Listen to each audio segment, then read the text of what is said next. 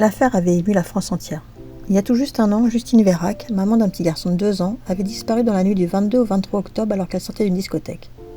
Elle avait d'abord passé la soirée avec des amis, puis la bande s'était rendue à La Charrette, une boîte de nuit de Brive.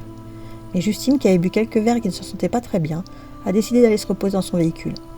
C'est en la raccompagnant jusqu'à sa voiture que Théo, l'un de ses amis, va croiser Lucas, une connaissance de la jeune fille qui va lui proposer de s'occuper d'elle.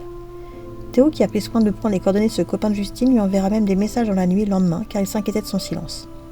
Rapidement, après le signalement de la disparition de Justine, les enquêteurs effectuent une perquisition au domicile de ce Lucas, qui est la dernière personne à l'avoir vue vivante. Des traces de sang étaient décelées dans sa chambre, mais également dans son véhicule au niveau du pommeau de levier de vitesse. Le sac à main de Justine, contenant des effets personnels, a aussi été découvert calciné à proximité de son domicile. 48 heures après son placement en garde à vue, Lucas va finalement reconnaître son implication, à minima, niant toutefois l'enlèvement, la séquestration, le viol et le meurtre pour lequel il a été mis en examen. Il racontera qu'après le meurtre, il a transporté le corps de Justine Vérac dans les bois avec sa voiture et a enterré son corps grâce à un engin agricole, avant de rentrer chez lui et de tenter d'effacer les traces de sang. 4 jours plus tard, le corps supplicié de Justine est découvert enterré dans une forêt près du hameau de Bénat, à quelques centaines de mètres du domicile du suspect. L'autopsie a révélé que la jeune femme serait décédée après un étranglement à l'aide d'une ficelle. Avant sa mort, la victime aurait reçu plusieurs coups et aurait été droguée et violée, indique le rapport du médecin légiste. Lucas, lui, assure avoir eu un rapport sexuel consenti avec la victime et lui aurait asséné qu'un seul coup de poing. Il avait également avancé en garde à vue qu'il avait été forcé à la violer par un individu. Déclaration contredite par le rapport d'autopsie. C'est la stupeur et la colère dans le village de 1300 habitants d'où est originaire le suspect.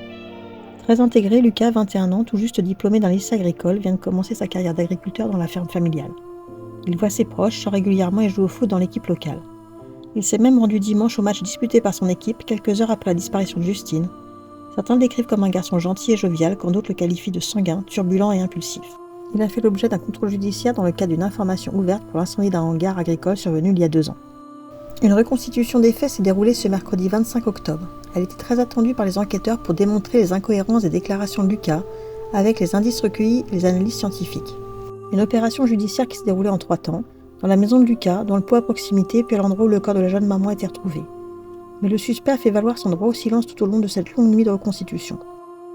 Cette affaire dramatique pourrait connaître un rebondissement judiciaire effroyable pour les proches de Justine Vérac. Maître Michel Labrousse, l'avocat de Lucas, s'attaque à l'enquête et a déposé une requête en nullité. Selon lui, les droits de la défense n'ont pas été respectés. Par exemple, l'avocat n'était pas présent lorsque Lucas a avoué le meurtre et a indiqué où se trouvait le corps. Il aurait aussi découvert le rapport d'autopsie dans la presse. L'avocat a saisi la Cour de cassation qui se prononcera le 7 novembre. Cela pourrait faire annuler les aveux, la découverte du corps de la victime et même les résultats de l'autopsie.